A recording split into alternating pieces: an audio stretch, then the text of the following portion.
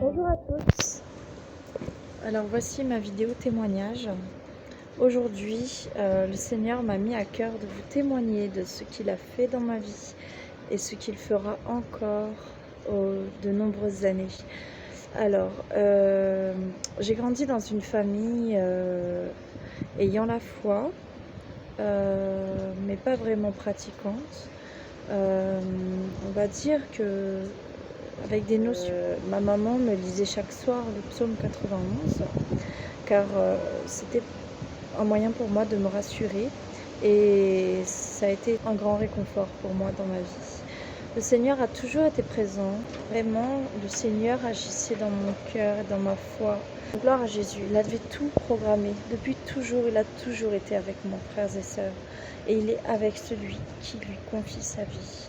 Vraiment c'est important de croire en Jésus, de lui remettre notre vie entre ses mains, d'accepter sa volonté, de le laisser guider toutes choses. Vraiment, je vous invite à faire ce pas, de dire à Jésus, viens dans ma vie, viens contrôler ma vie, je te remets toutes choses. N'ayez pas peur, vous n'allez rien perdre, vous n'avez rien à perdre dans ce monde, parce que tout ce que Jésus veut vous donner est par-dessus ce monde, est plus beau que ce que vous pouvez voir dans ce monde. Vraiment, le Saint-Esprit, le Seigneur, s'il vient habiter dans vos cœurs, dans vos vies, il va faire des grandes choses pour vous. Vous pouvez posséder toutes choses, vous pouvez posséder toutes les richesses du monde, vous pouvez posséder toutes les belles voitures, les belles maisons, avoir un bon travail, avoir une bonne épouse, un bon époux. Mais si vous n'avez pas Jésus, vous ne serez jamais comblé. Il manquera toujours quelque chose. Parce que c'est Jésus qu'il vous faut. D'abord, la Bible dit, cherchez d'abord le royaume de Dieu et sa justice et toutes choses vous seront données par-dessus. À l'adolescence, vers 16 ans, à 16 ans en fait, j'ai perdu mon papa. Je suis tombée dans une dépression parce qu'un mélange de sentiments était vraiment m'a bouleversée dans cette période. J'écrirai mon témoignage un jour et je traversais une période de dépression et dans cette période j'avais pris des médicaments pour mettre fin à mes jours à un moment donné. Et le Seigneur m'a vraiment gardée ce jour-là. Il a permis que ces médicaments n'aient aucun effet sur moi. Le Seigneur m'a gardée parce que il connaissait les projets qu'il avait pour moi. Ce n'était pas le moment pour moi d'en arriver là et il voulait que je témoigne de sa gloire. Alors gloire à Jésus parce qu'il m'a sauvée, parce qu'il m'a gardée, parce que aujourd'hui je suis devant vous pour vous parler et pour témoigner de ce miracle. J'ai crié à lui, j'ai dit Seigneur, je n'en peux plus Seigneur, viens dans ma vie, délivre-moi de cette dépression. Viens, sauve-moi, Seigneur Jésus. Vraiment, permets que je revienne à toi. Je veux revenir à toi. Tu me manques, Seigneur Jésus. Vraiment, le Seigneur a agi. 3 semaines après, j'étais complètement délivrée de la dépression. Sans traitement, sans thérapie, sans rien du tout. Le Seigneur m'a mis un zèle pour lui, il m'a donné à cœur d'écrire pour lui. Donc j'ai commencé à ouvrir une page Facebook pour sa gloire où j'écrivais des exhortations, tout ce que le Saint-Esprit me mettait dans mon cœur. Je partageais énormément de choses pour le Seigneur, pour sa gloire, pour toucher les cœurs, pour encourager. Voilà, le Seigneur m'a restaurée complètement à partir de ce moment-là. Lorsque le Seigneur m'a restaurée, j'ai approfondi ma relation avec lui. Je faisais de mon mieux pour aller au maximum, participer aux réunions, à l'église et tout. Sachant que j'étais déjà baptisée du Saint-Esprit depuis 2012, le Saint-Esprit m'a complètement renouvelée à ce moment-là. J'ai été baptisée du Saint-Esprit lors d'un week-end de jeûne à Valence.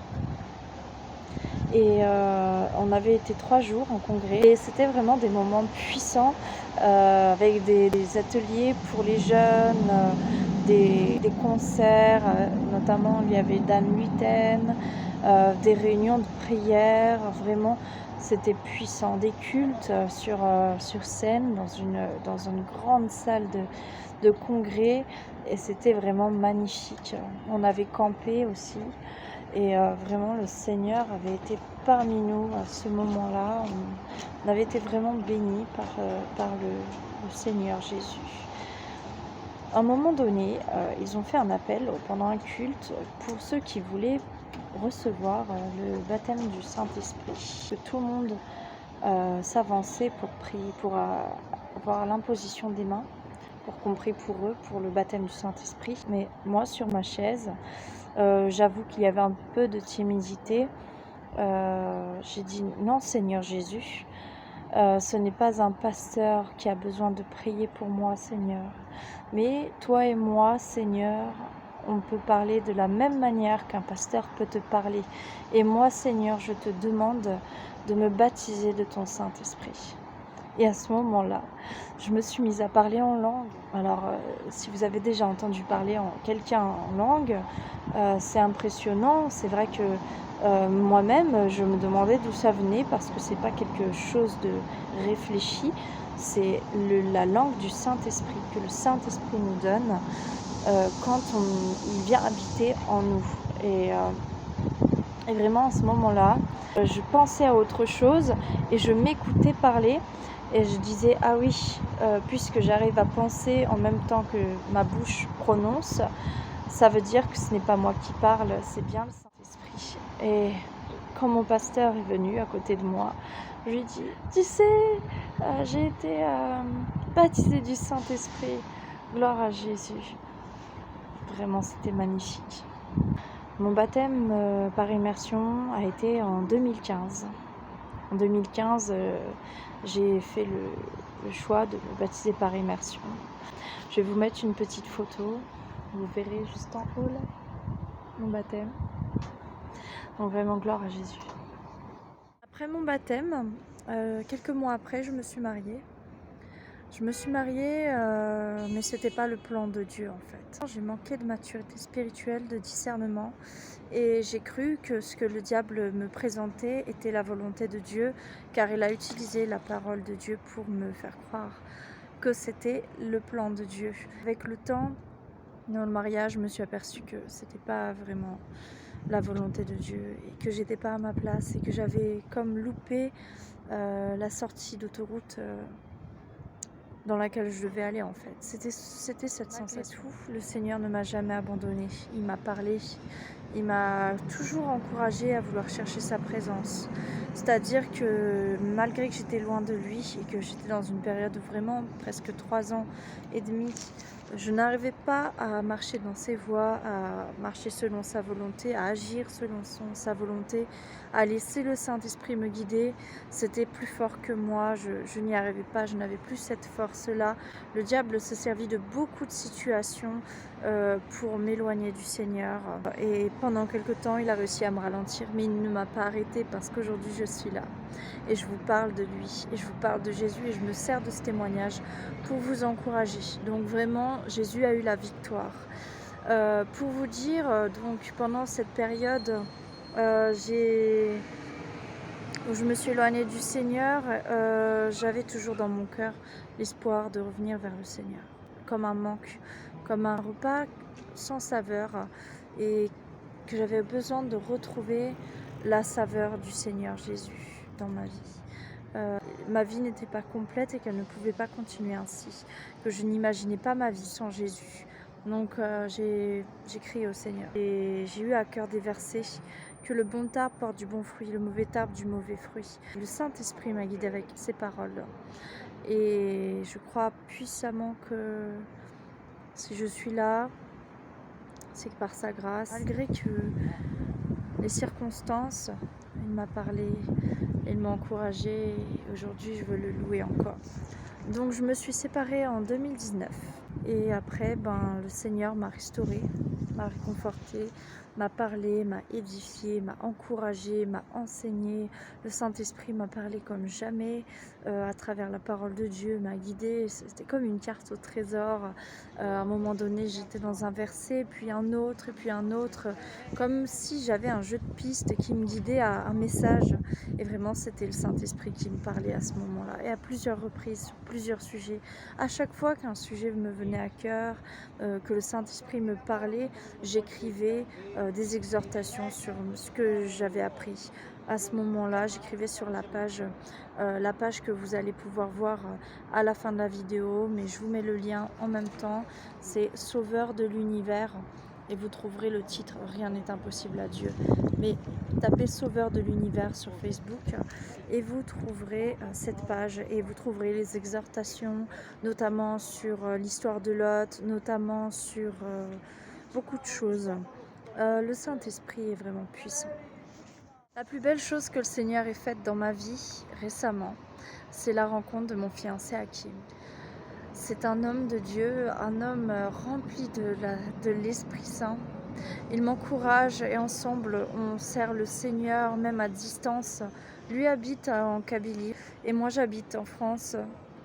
Mais nous servons le Seigneur à distance avec cette chaîne YouTube, ce que le Saint-Esprit nous a mis à cœur, et aussi au travers des appels téléphoniques, des encouragements avec les frères et sœurs, l'intercession dans la prière. Le Seigneur est en train d'agir puissamment à travers nous, en nous, pour nous, avec nous, et il ouvre les portes dans nos vies. On le voit agir puissamment, et vraiment là on se rend compte. Quand le plan de Dieu s'accomplit, on voit la différence. Le Saint-Esprit nous donne le discernement. Je n'ai jamais vu le Seigneur me parler aussi clairement que pour ce mariage, ce futur mariage, pour cet homme de Dieu que le Seigneur m'a donné. Vraiment, je bénis le Seigneur pour son œuvre. Oui, même dans le plan marital, le Seigneur veut agir, et surtout dans le plan marital. On dit souvent, j'ai déjà entendu dire, non, le Seigneur te laisse choisir. Mais oui, le Seigneur nous laisse choisir, ça c'est sûr. Mais si on lui confie ça dans ses mains, il va le prendre en charge. Tout ce qu'on met dans les mains de Dieu, il agit. Le Seigneur est fidèle.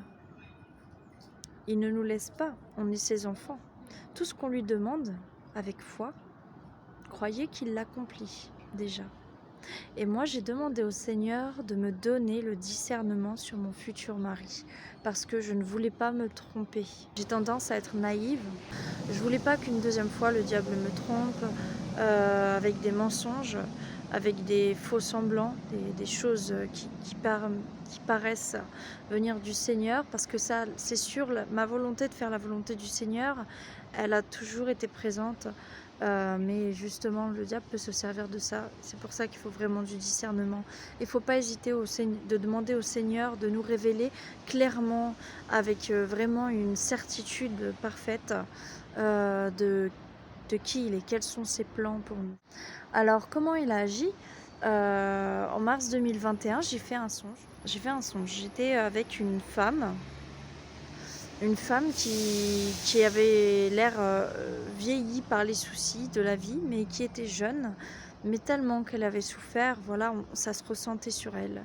Et je lui parlais, je l'encourageais, elle me disait qu'avec son mari, ça n'allait pas, qu'elle se disputait tout le temps, qu'elle n'était pas en paix, qu'elle était malheureuse, et qu'elle croyait en Jésus, mais voilà, que son mari n'était pas en Christ. Je lui parlais, je l'encourageais. Et à un moment donné, on marchait et on arrivait dans une rue calme.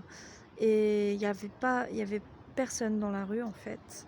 Pas de bruit, rien du tout. Et à un moment donné, à notre droite, il y avait un jardin ouvert avec une grille. C'était ouvert. Il y avait un couple qui se prenait dans les bras dans ce jardin-là. Et une atmosphère de paix et d'amour se ressentait, émanait d'eux. Et vraiment, ça nous a attirés vers eux. On s'est approché avec cette première femme qui était avec moi. Et au moment où on s'approchait, le couple rentrait dans la maison. Et lorsqu'ils rentraient dans la maison, on les a suivis. On était comme invisibles pour eux. Et Et donc, en rentrant dans la maison, on a ressenti encore plus de paix et d'amour. Et d'un seul coup, j'ai entendu la femme de ce couple commencer à chanter une louange. Elle chantait simplement Jésus, Jésus, Jésus. Cet air, exactement celui-ci. Et ça m'a touchée et j'ai dit voilà, Jésus est dans leur couple, Jésus est dans leur vie, voilà cette paix, voilà cet amour. J'ai ressenti la présence de Dieu. Et en sortant, la femme de ce couple est venue pour nous ouvrir la porte. Et puis à ce moment-là, elle était consciente que nous étions là. Elle me faisait un grand sourire et je l'ai pris dans mes bras et je lui ai dit, Jésus m'a fait venir dans votre maison pour voir la paix. Et vraiment, j'étais tellement heureuse et bouleversée dans ce rêve. Quand je me suis réveillée, j'ai demandé au Saint-Esprit des réponses. Je lui ai dit, Saint-Esprit, ça signifie quoi? Ah oui, et puis pardon, j'ai oublié quelque chose. À la fin du songe, j'ai dit à la première femme qui était avec moi au début, Jésus peut changer ta situation. Et le songe s'est terminé. Voilà, en fait, c'était la conclusion. Je dis, Jésus peut changer ta situation. Et voilà, quand je me suis réveillée, donc j'ai demandé au Saint-Esprit des réponses, des révélations pour savoir qu'est-ce que ça signifiait. Qu'est-ce que ça signifiait. Et le Seigneur m'a dit que la première femme, c'était moi dans mon ancien mariage. Et la femme qui a encouragé, c'était moi actuellement. Et la femme dans le couple, c'était mon futur. Et vraiment, j'ai compris que le Seigneur avait des plans parfaits pour moi et qu'il allait changer ma situation. Parce que c'est ce que je disais à la fin, c'est Jésus va changer ta situation. Je disais ça à la première femme, la femme de mon passé. Moi, au passé, je me disais, Jésus va changer ta situation. Regarde, qu'est-ce qu'il te montre. Voilà la signification de ce songe. Et quand je me suis réveillée, voilà, vraiment, j'étais en paix. Puis, quelques mois après, je reçois une demande d'amis sur Facebook. Hakim, qui me demande en ami et qui ne m'a rien dit, qui m'a simplement parlé fraternellement. Voilà, on aimait nos publications qu'on publiait sur Jésus, des petites choses comme ça, mais sans vraiment... On s'était peut-être salué, mais sans plus, quoi. Et à un moment donné, Hakim est venu me parler un peu plus et il m'a dit, au bout de quelques jours, voilà ma sœur, ce que le Saint-Esprit a mis dans mon cœur, ce qui s'est passé. Il a commencé à me raconter son songe, que vous pouvez retrouver dans la vidéo précédente de son témoignage. Je vous laisse aller voir pour connaître comment le Seigneur lui a révélé les choses. Et il m'a dit voilà ce qui s'est passé. Et je lui ai répondu que si le Seigneur t'a parlé, il me parlera à moi aussi. On va prier. Parce que voilà, sa parole ne me suffisait pas. J'avais besoin de la confirmation du Seigneur parce que c'est un sujet tellement important et sur lequel vraiment j'avais vraiment peur de me tromper. Donc je voulais absolument que le Seigneur me parle. Je n'avais pas encore conscience que le songe concernait Hakim à ce moment-là. Et sachant qu'avant de faire ce songe, j'avais prié, j'avais demandé au Seigneur vraiment le discernement. Le soir même, et la nuit, j'avais fait le son. Et donc, à un moment donné, je feuilletais le Saint-Esprit a commencé à me mettre la paix dans le cœur concernant Hakim. J'étais un peu moins méfiante. Et j'ai regardé ses photos, ses anciennes publications. Et à un moment donné, je suis tombée sur cette photo avec une description. Sur la description, c'était écrit un jour, tu utiliseras ton histoire pour encourager, car Dieu veut changer ta situation. Dieu peut changer ta situation. Alors voilà, pour moi, ce songe et cette publication d'Hakim en octobre 2020 étaient liés. Le Seigneur voulait me donner le discernement en me donnant ce songe par rapport à mon mari, parce que simplement, la phrase d'Hakim résume parfaitement le songe que le Saint-Esprit m'a donné plusieurs mois après sa publication, alors que nous ne nous connaissions pas dans les deux périodes, dans la période d'octobre 2020 où il a publié et la période de mars 2021 où j'ai fait ce songe, nous ne nous connaissions pas encore. De plus, mon songe finissait par la phrase « Jésus peut changer ta situation » et la phrase d'Hakim finissait par « Dieu peut changer ta situation ». Le même point final. Et aujourd'hui, je vois le Seigneur accomplir ça dans ma vie. Je le vois changer la situation. Je le vois me parler puissamment. Il a continué à confirmer sa parole à travers nos conversations. Par exemple, quand Hakim parle, toutes ces paroles, quand il parle, il est rempli du Saint-Esprit. Et le Saint-Esprit confirme tout ce qu'il dit par des versets dans mon cœur. Et on complète toutes nos conversations ainsi. Et progressivement, on voit le Seigneur œuvrer à travers nous. Vraiment, on voit sa gloire. Que sa gloire soit élevée dans nos vies. C'est tout ce qu'on souhaite. On veut le servir. On est fait pour le servir. C'est lui qui nous a fait ainsi. Donc, tout notre cœur est à lui. Gloire à Jésus. Et le Seigneur a des projets parfaits, même pour vous. Il a des projets parfaits dans le mariage. Et vous ne pouvez pas imaginer à quel point le Seigneur veut vous bénir. Laissez-le juste le faire. Laissez-lui toute la liberté. Abandonnez-vous comme des petits enfants dans les mains de votre Père céleste. Soyez bénis, frères et sœurs, dans le nom puissant de Jésus. N'hésitez pas à nous contacter.